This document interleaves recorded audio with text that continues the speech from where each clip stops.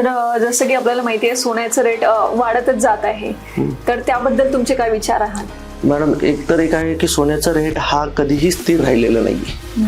हा अपेक्षापेक्षा वरच असतो आणि वरच जाणार आहे. आणि दुसरं असं आहे की अप्रॉक्सिमेटली हे तुम्हाला ₹1,00,000 या दिवाळीपर्यंत पण क्रॉस करू शकतो.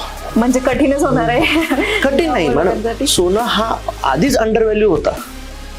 म्हणजे तुम्ही बघितलं की मागच्या 3-4 वर्षात हा बरंच अंडर व्हॅल्यू चालत होता. आता तो प्रॉपर प्राइसिंगला आलेला आहे, कुठे म्हणू शकता.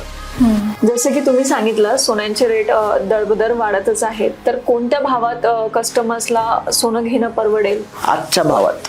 आजच्या भावात म्हणजे मॅडम तुम्ही आजच निवडायचं, तुमच्याकडे पैसे आजच सोनं घ्यायचं. जो माणूस थांबला तो थांबलाच.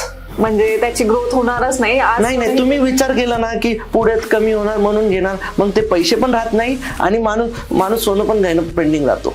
हा आमचा एक्सपिरियन्सच आहे. आणि त्याची थॉट प्रोसेस पण चेंज होते वेळेने. हा, आज काय होतं, तुम्ही विचार करणार की हा पैसे आहे, मग गाडी घेणार, मग हे करणार, हे सगळे लाईफस्टाईल एक्सपेन्सेस आहे. पण ज्वेलरी हा इन्व्हेस्टमेंट आणि लाईफस्टाईल एक्सपेन्स दोघंही.